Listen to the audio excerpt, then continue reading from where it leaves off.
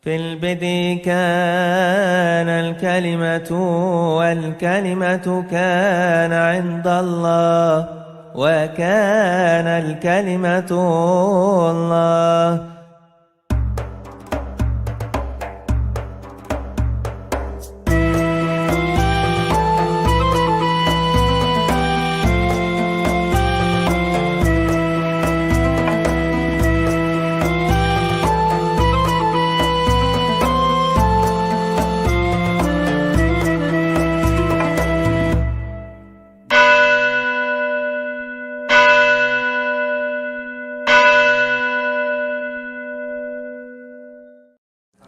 Shalom Aleichem Besem Hamasya.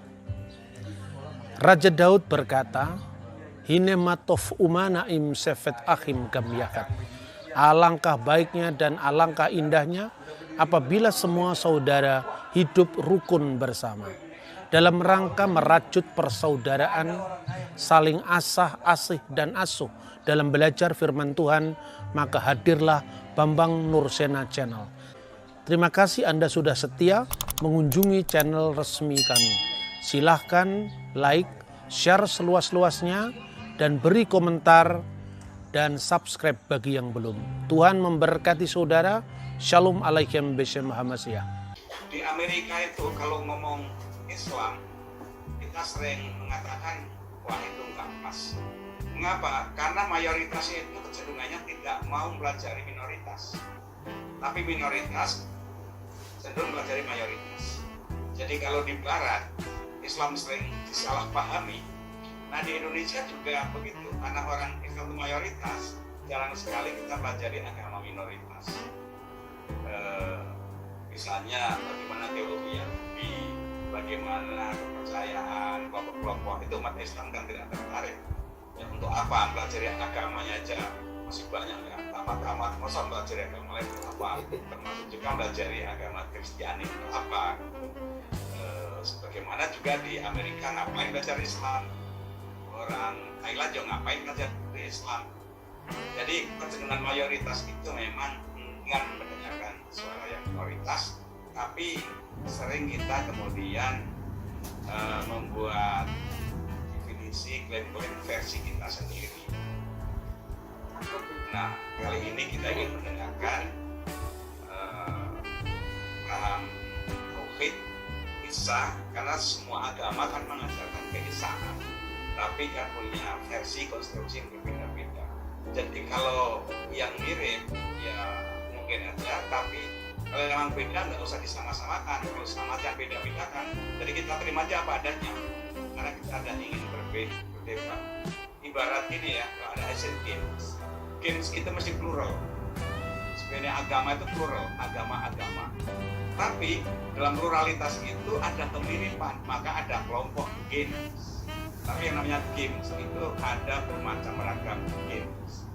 Sebagaimana agama ada bermacam ragam agama, sehingga dikelompokkan agama-agama. Hanya saja dalam agama-agama itu ada yang spesifik, yang distinktif, tapi ada persamaan. Karena persamaannya sehingga disebut agama-agama. Jadi ada orang yang ingin mencari perbedaannya dipertajam. Ada juga orang yang ingin mencari kemiripannya, yaitu terserah kepentingannya. Tapi hemat saya yang mempertemukan etika kemanusiaan kita, komitmen kita untuk jaga perdamaian, persatuan, sama dialog mencari kebenaran. Walaupun kalau kita bicara kebenaran, itu juga kebenaran yang relatif, masing-masing punya klaim. Karena pada akhirnya agama itu kan diyakini. Kalau udah diyakini, ya sulit kalau kita kemudian menghakimi keyakinan orang. Nah malam hari ini kita dialog pada tataran intelektual saja. Keyakinan Anda silahkan, masing-masing punya keyakinan, tapi kita ingin mendengarkan untuk wawasan, karena ke depan sekali lagi hubungan antara agama, pemeluk agama itu akan semakin dekat di dunia ini. Menurut dunia yang 8 miliar yang sekarang terhubung dengan teknologi digital, ini juga akan menimbulkan satu istilah namanya passing over. Passing over itu orang akan rekreasi, menghadiri, mendengarkan, belajar ke budaya kata lain, tapi nanti pulang ke kampungnya sendiri, ke rumah sendiri. Tapi ketika pulang ke rumah itu udah kelepasan. Dan ada rekreasi ke tempat daerah yang mana kita lihat kemana, Anda pulang ke rumah, tapi ketika ke rumah Anda sudah punya memori baru ketika Anda jalan-jalan. Nah, sekarang ini banyak terjadi rekreasi passing over dalam bidang agama, budaya, dan pengetahuan. Anda tetap kembali ke rumah masing-masing, tapi Anda punya kesan, punya wawasan. Yang wawasan itu mungkin akan menambah kekayaan kita dalam memandang kemanusiaan dan keagamaan. Saya rasa itu aja. Selamat berdialog. Terima kasih Mas Bambang partisipasinya. Senang ketemu Anda kembali. Terima kasih Nin. Ya, selamat malam. Saya mengucap terima kasih khususnya pada Pak Komarudin Hidayat karena sudah mengundang dalam acara webinar ini dengan tema monoteisme atau tauhid dalam Bible, dalam Alkitab. Nah, saudara-saudara, sebetulnya kalau kita melihat istilah tauhid atau monoteisme itu sesungguhnya kan istilah baru ya. Itu pada umumnya diperkenalkan pada masa modern oleh Henry Moore pada abad 17 yang berasal dari kata monos, ya artinya tunggal atau satu, dan theos yang artinya Allah, jadi keesaan Allah. Meskipun gagasan ini muncul pada zaman kuno, secara khusus sebetulnya kita mengenal tradisi agama-agama Abrahamaik yang memang monoteistik, artinya Tuhan itu digambarkan sebagai personal God. Ada banyak tradisi yang lain yang di luar Abrahamic religion, misalnya monisme atau panteisme atau non-teisme seperti Buddhisme. Nah, saya melihat bahwa memang kata tauhid ini lebih banyak diterapkan dalam khusus untuk saudara-saudara Muslim, karena memang di Indonesia orang-orang Kristiani tidak akrab dengan bahasa Arab, ya. Tetapi sebetulnya saya ingin mengajukan satu catatan kecil secara etimologis ya dari kutipan Kamus Bahasa Ibrani Arab. Jadi judulnya itu Hamilon Haisi. Artinya Al-Qamus Al-Saksiyu, Personal Dictionary, karya dua orang Kristiani sebetulnya yang bernama Yosef Bisara dan Rasad At-Tamneh. Ini diterbitkan di Israel, di mana istilah Ibrani untuk monotheism itu diambil secara harafiah dari bahasa Inggris monotheism. Dan di sana dijelaskan maknanya adalah emunah bil echad, iman kepada Allah yang echad, yang esa. Echad itu paralel dengan kata akad dalam bahasa Arab, ini bahasa Ibrani. Lalu juga diterjemahkan dengan emunat hayyihud, iman kepada prinsip yang esa, iman kepada yang maha esa. Yang kemudian paralelnya dalam bahasa Arab itu al-iman bi ilahin wahid, iman kepada Tuhan yang esa atau at-tauhid, yaitu monoteisme. Nah, saudara-saudara, kalau kita melihat dari perspektif Alkitab ya, kita melihat bahwa Alkitab Kristen itu kan sebetulnya terdiri dari dua bagian besar. Yang pertama yang dikenal dengan Perjanjian Lama. Perjanjian Lama itu sebetulnya apa yang disebut dalam kitab suci Yahudi itu adalah Tanakh. Tanakh itu singkatan dari Torah, Nebiim, Ketubim, yang artinya kitab Torah yang terdiri dari 5. Kitab Musa mulai dari Sefer Bereshit, Sefer Elisimot, Sefer Wayikra, Sefer Bamidbar sampai Sefer Devarim, mulai dari kitab Genesis sampai kitab Deuteronomi. Nah, sebetulnya dalam perspektif Kristiani, ketika kita berbicara tentang Tuhan untuk pertama kali dalam kitab Torah yang disebut dalam Sefer Bereshit atau Genesis, ini sudah disebut tentang Tuhan yang menciptakan langit dan bumi. Bereshit bara Elohim et hasamayim vi et sa'aret. Pada mulanya Allah menciptakan langit dan bumi. Lalu WH aret hayye tahtohu wabuhu, dan bumi itu belum berbentuk dan kosong. Wihosek alfinitihom, dan kegelapan menutupi samudra raya.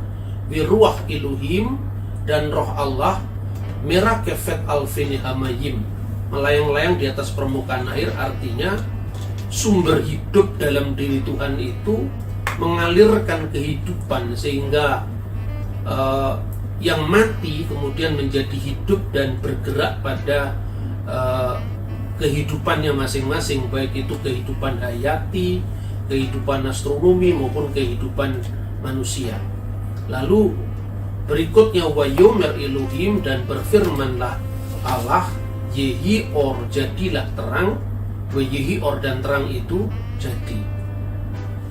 Ini kesaksian pertama di dalam kitab Taurat yang secara letterlah juga diterima baik oleh orang Yahudi dan orang Kristen, tapi ke depannya itu memang memiliki penafsiran yang berbeda. Jadi seperti tadi Pak Umar mengatakan, dalam satu agama saja penafsiran itu sangat kaya, apalagi Bible itu kan kitab suci yang dimiliki oleh dua agama secara langsung. Meskipun Islam juga mempercayai itu, tapi secara historis tidak mengacu langsung secara tekstual pada kitab Torah ya. Jadi Torah sendiri itu diterima orang Yahudi, orang Kristen, dan sekelompok kecil yang masih eksis sekarang ini di Palestina, yaitu agama Samaritan atau Samaria.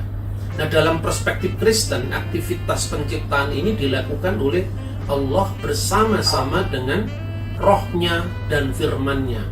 Maka di kemudian hari nanti, inilah yang dirumuskan dengan sifat trinitaris dari Tuhan Yang Maha Esa, di mana Allah dari kekal sampai kekal berdiam bersama-sama firman dan rohnya.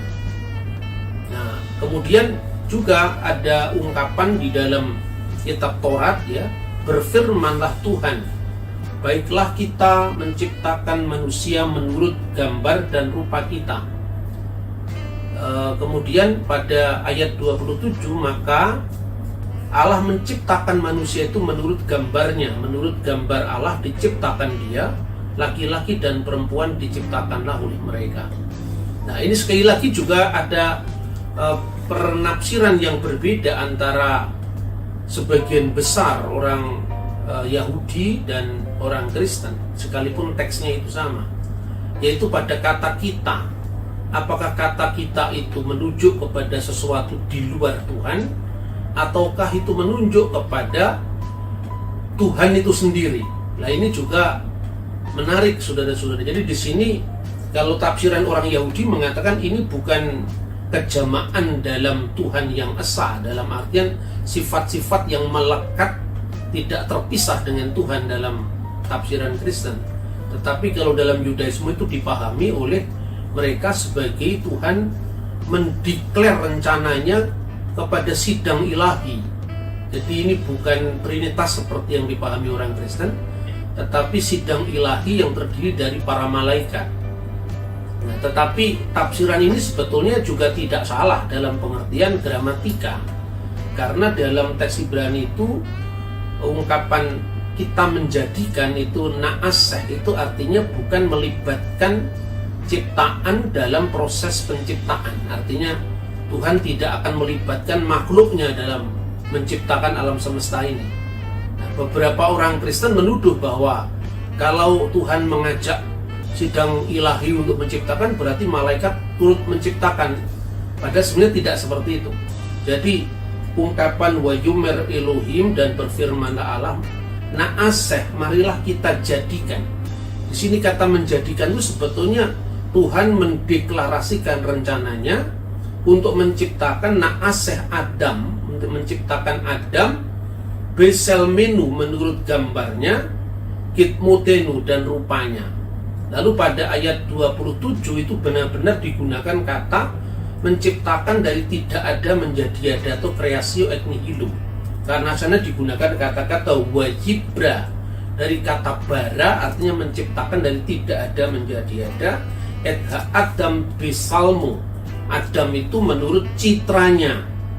Nah, Tapi ada penafsiran-penafsiran dari Yudaisme zaman kuno, misalnya dari Philo. Philo itu seorang filosof Yahudi yang lahir tahun 20 sebelum Masehi dan meninggal tahun 50 Masehi, di mana Tuhan berbicara dengan sang firman dalam dirinya sendiri. Lalu Targum Yerusalem, Targum itu semacam tarjamah tafsiriyah, jadi terjemahan yang mengandung semacam parafrase yang isinya adalah penafsiran. Tuhan berbicara dengan firman-Nya sendiri yang ada dalam diri Tuhan. Dan ungkapan seperti ini yang kemudian diteruskan oleh bapak-bapak gereja, tapi tidak berkembang di kalangan Yahudi modern atau Yahudi rabbinik. Misalnya kalau bapak gereja itu yang jelas-jelas eksplisit menjelaskan bahwa kita di situ merujuk ada dalam diri Tuhan itu firman-Nya dan roh-Nya yang itu berada di dalam dalam lingkaran komunikasi kekal, tetapi berada dalam satu wujud. Itulah yang digambarkan oleh Irenaeus, kemudian Agustinus, dan kalau di barat Agustinus dan Thomas Aquinas. Nah, teksnya sendiri dalam Targum itu berbunyi demikian. Ayat 7 kan, ayat 27 kan, maka Allah telah menciptakan. Di situ diterjemahkan dan memra dari Adonai. Adonai itu tetragrammaton, 4 huruf suci yang tidak boleh diucapkan oleh orang Yahudi. Sehingga ketika orang Yahudi mengucapkan teks misalnya dengarkanlah wahai Israel, di situ digunakan kata Yod He Vav He atau Yahweh. Itu nggak boleh dibaca Jehovah atau Yahweh, karena Yahweh maupun Jehovah itu bacaan yang diperkirakan oleh orang-orang Kristen di Eropa, tetapi itu tidak eksis di kalangan orang Yahudi sendiri. Dan memra dari Tuhan menciptakan manusia itu menurut gambarnya. Jadi digunakan kata-kata di sana itu juga bara, ubara memra di Allah, memra dari Allah, memra di Allah, yad Adam. Adam itu telah diciptakan, Adam itu bidemuteh menurut gambarnya. Lalu yang kedua menarik, bidemut min khedem Allah, dan menurut gambar dari kehadiran ilahi, ia telah menciptakannya manusia itu, laki-laki maupun perempuan telah diciptakan mereka. Jadi di dalam konteks inilah yang oleh kalangan gereja-gereja kuno itu dipahami sebagai lingkaran kekal dalam wujud ilahi yang terdiri dari Allah, firman-Nya dan roh-Nya.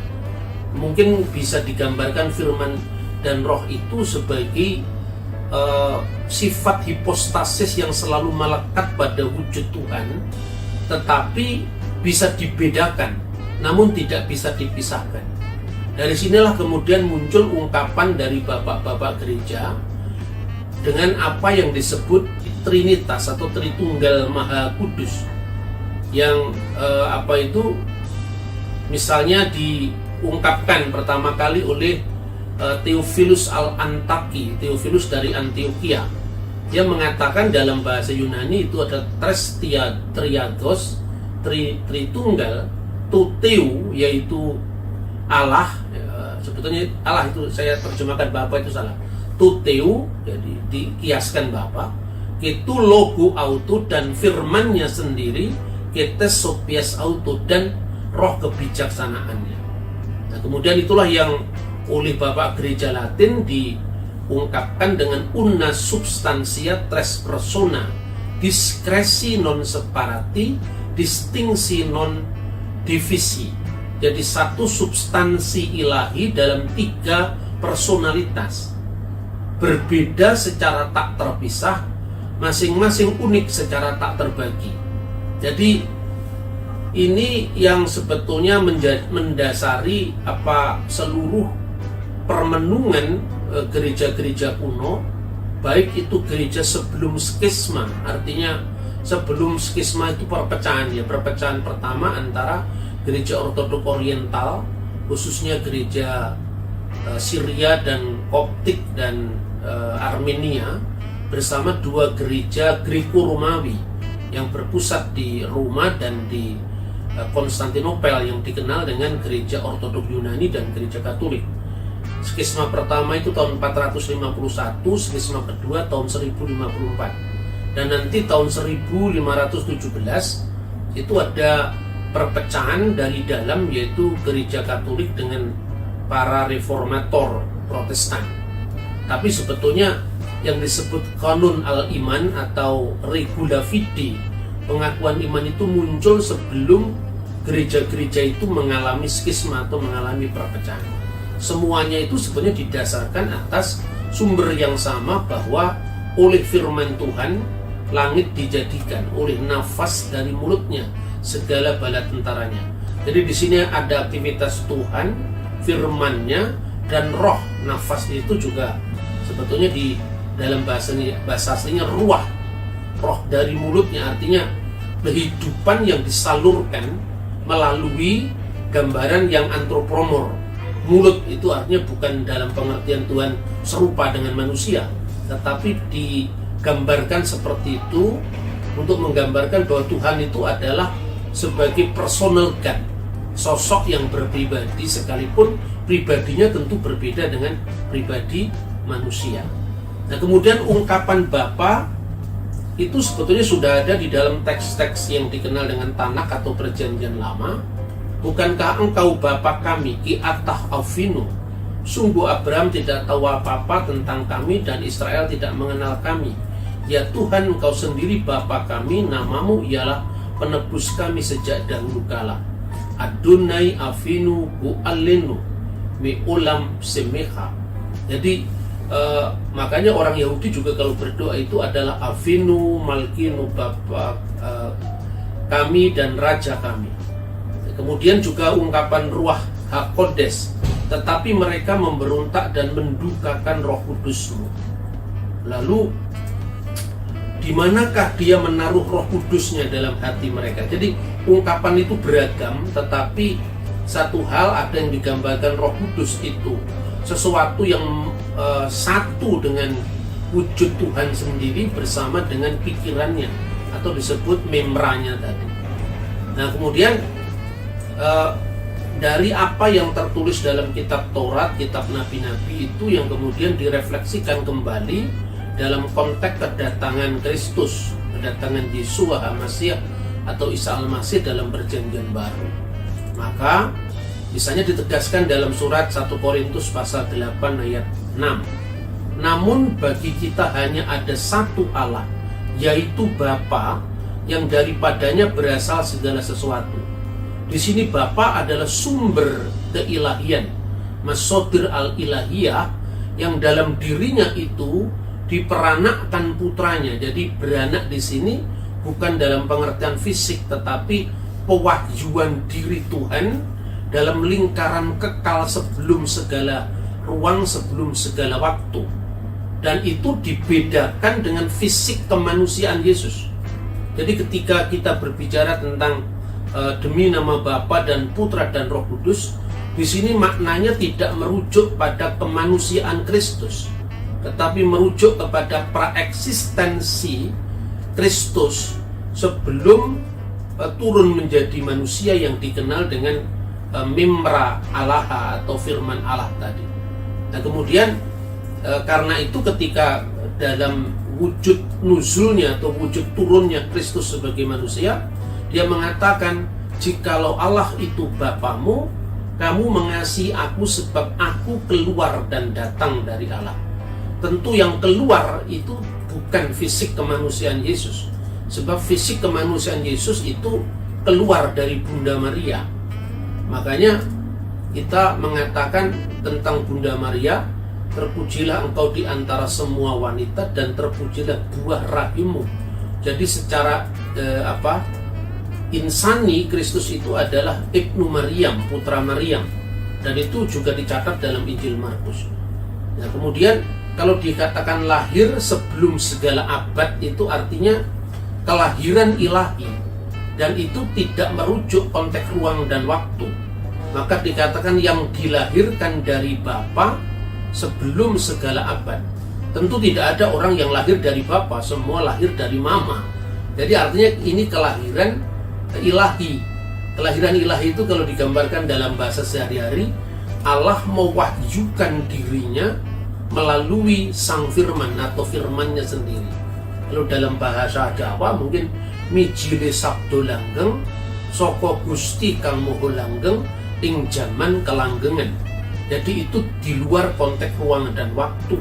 Maka kemudian dalam konsili Efesus, konsili ekumenis yang ketiga itu dikatakan bahwa Kristus itu atau Al-Masih itu wulida minal ab, lahir dari Bapa, ilahan secara ilahi, duna tanpa ibu, karena Tuhan itu tidak beranak dan tidak diperanakkan secara fisik. Lalu dalam kelahirannya ke dunia itu disebutkan lahir dari ibu, wulida min jasad dan duna ab, lahir ke dunia secara jasad dari seorang ibu tanpa bapak. Jadi kelahiran yang pertama itu adalah kelahiran ilahi, yang artinya bukan kelahiran fisik tapi pewahyuan diri Tuhan dalam kekekalan. Sementara kelahirannya ke dunia itu adalah perwujudannya, pewahyuannya dalam ruang dan waktu. Nah, kemudian tentang Roh Kudusnya itu dikatakan Roh Kudus itu beremanasi dari Bapa dan dia akan menjadi saksi tentang aku. Makanya Bapa, Putra dan Roh Kudus itu bukan tiga pribadi yang terpisah sebagaimana yang sering disalahpahami oleh orang awam, tetapi itu kalau di dalam bahasa Kabalah itu Ein Sof, artinya dia yang tak terbatas, yang tidak dibatasi oleh ruang dan waktu. Nah, sekalipun sebetulnya mengkomunikasikan ini di dalam bahasa awam itu memang tidak mudah, tetapi bisa kalau kita mendekatinya dengan pendekatan yang lebih metafisik, ya. Nah, kira-kira kalau gambarkan secara bagan seperti ini. Jadi Tuhan itu ada sebagai sang pengada. Maka di dalam kitab Taurat itu dalam bahasa Ibrani disebut Ehyeh Asher Ehyeh, yang artinya aku yang ada, yang sudah ada dan yang akan ada. Keberadaan yang tak terbatas. Nah, keberadaan yang tak terbatas itu eksistensinya disebut atau dikiaskan dengan Bapa. Dan Bapa di sini bukan merujuk kepada gender, tetapi merujuk kepada otoritas, kekuasaan yang biasanya di budaya Timur Tengah itu kan selalu diwakili dengan gender laki-laki, meskipun itu tidak merujuk kepada fisik. Makanya untuk Tuhan dalam bahasa Ibrani selalu digunakan kata ganti diri laki-laki tunggal, atah engkau atau hu, dia laki-laki, sekalipun itu bukan jenis kelamin. Itulah yang ditegaskan dalam Perjanjian Baru, satu Allah yaitu Bapa. Maksudnya sumber keilahian yang dikenal dengan agenetos, yang tidak diperanakkan karena dia menjadi masodir ilahiyah, sumber keilahian. Nah, di dalam diri yang satu itu kemudian lahirlah genetos. Lahirnya ini seperti lahirnya sebuah ide dari pikiran, itu tidak membutuhkan hubungan fisik biologis. Genetosnya itu disebut Sang Putra, satu Tuhan yaitu Yesus Kristus. Nah, kata Tuhan untuk Yesus itu maknanya roh, maknanya adalah Lord, bukan maknanya God. Kalau maknanya God itu untuk Bapa yang dalam dirinya ada firman-Nya dan rohnya. Tetapi untuk Yesus dalam keberadaannya di dunia itu disebut Lord karena Tuan. Jadi Tuan itu kalau diperuntukkan bagi Allah ya Lord God, tapi kalau diperuntukkan bagi Pangeran Diponegoro ya bisa diterjemahkan Pangeran, karena istilah itu dalam bahasa Indonesia kan tidak ada yang ganda. Tapi bahasa Jawa ada Gusti misalnya, Lord bahasa Inggris, Adonai bahasa Ibrani, atau Maria dalam bahasa Aramaik. Kemudian untuk putra itu dikiaskan dengan wiladah, yaitu kelahiran yang non fisik tadi. Kemudian untuk Roh Kudus disebut prosesi, emanasi atau keluar. Maka disebut dalam Yohanes pasal 15:26 keluar dari Bapa. Artinya keluar dari sang wujud. Jadi Bapa, Putra dan Roh Kudus, Allah, firman-Nya dan Roh-Nya, itu yang disebut dengan eksistensi sang pencipta, wujud al-khaliq. Dan itu termaktub dalam satu kata, yaitu Adonai atau YHWH, yaitu Vehu Haya, Vehu Howeh, Vehu Yihye, yang ada, yang sudah ada, dan yang akan ada. Kemudian ketika itu maka dalam kekekalan, in the beginning atau Bereshit ya, fil bad'i, Tuhan itu menciptakan ciptaan yang dikenal dengan konsep kreasio ek nihilo, diciptakan dari ketiadaan. Makanya tadi dari ayat yang awal saya baca, penciptaan itu terjadi oleh Roh-Nya dan firman-Nya. Maka itu yang disebut wujud al-makhluk atau eksistensi ciptaan yang berkaitan dengan kreasio ek nihilo, diciptakan dari tidak ada menjadi ada. Itu yang dikenal dengan ada yang diadakan. Jadi ini sebetulnya konsep dasarnya tentang iman Kristiani, tentang tauhid atau monoteisme. Nah kemudian pembahasan yang kedua itu bagaimana menjadinya firman yang mengatasi ruang dan waktu itu memasuki dimensi ruang dan waktu. Itu menjadi pembahasan dalam kristologi. Karena bagaimana turunnya firman menjadi manusia, itulah yang kemudian di dalam gereja kuno dikenal dengan rumusan kristologi, bahwa Kristus itu satu kudrat ganda yang berasal dari dua. Sebagai firman, maka firman itu sepenuhnya ilahi, tapi sebagai manusia maka dia sepenuhnya manusiawi, sehingga dia dilahirkan, dia mengalami pergumulan dalam konteks kemanusiaannya, itu dicobai dan seterusnya. Dalam konteks itu Yesus juga mengatakan Bapa itu lebih besar daripada aku. Inilah yang sebetulnya dibahas dalam istilahnya kristologi atau pembahasan tentang pribadi Sang Kristus. Ya, saya kira demikian yang bisa sampaikan, mungkin nanti bisa lebih dikembangkan dalam tanya jawab. Matur nuwun, terima kasih.